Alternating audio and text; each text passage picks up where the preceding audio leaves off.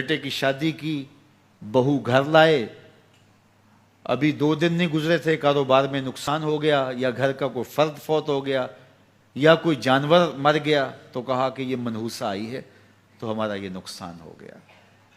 اگر وہ نہ آئی ہوتی تو پھر یہ نقصان نہ ہوتا، پھر تم قیامت تک جینا تھا، یا اس سے قبل تمہارے کبھی نقصان نہیں ہوئے۔ تمہارے گھر کے اندر بیٹیاں موجود ہیں، یہ بھی کل کسی کی بہو بنیں گے، اور ان کا بھی کوئی نقصان ہو سکتا ہے، اور یہ بھی منحوسہ قرار دی جا سکتی ہے۔ پھر تانو تشنی کے تیر جو ہے وہ اس کے اوپر لگائے جانے لگے۔ کتنی زیادتی ہے، کتنا ظلم ہے، کسی کا دل توڑنا، کسی کا دل دکھانا، کسی کو منحوس قرار دے دینا۔ از خود تمہارے پاس کیا سند ہے؟ تمہیں الہام ہوا ہے؟ کیا حجت ہے، کیا دلیل ہے تمہارے پاس کہ کسی کو تم نے منحوس قرار دے دیا؟ کتنا مکار ہے انسان، اپنی بدعمالیوں کو، اپنی نیت کے کھوٹ کو، اپنی نیت کی کوتاہیوں کو، اپنی سستیوں کو، اپنے عمل کی کمیوں کو دوسرے کے اوپر مڑ دیتا ہے۔ کاروبار تو نے صحیح نہیں کیا، نقصان ہو گیا۔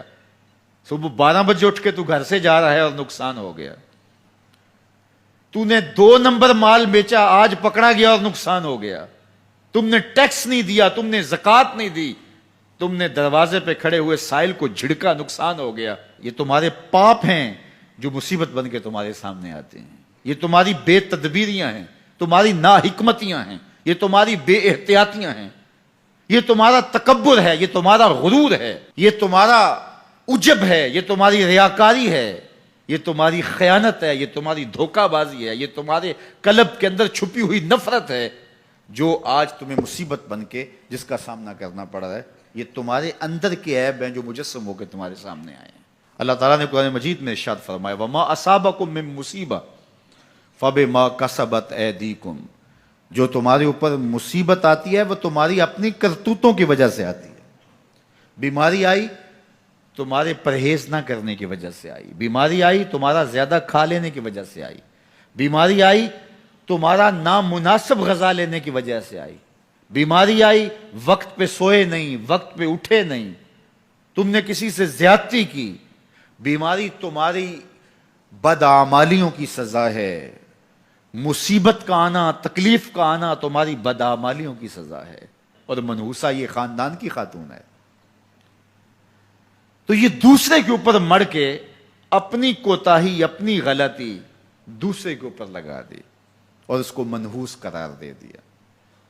اگر کسی کا کام تمہیں دیکھ کر کے اچھا نہ ہو تو پھر تم بھی منحوس قرار پائے نا۔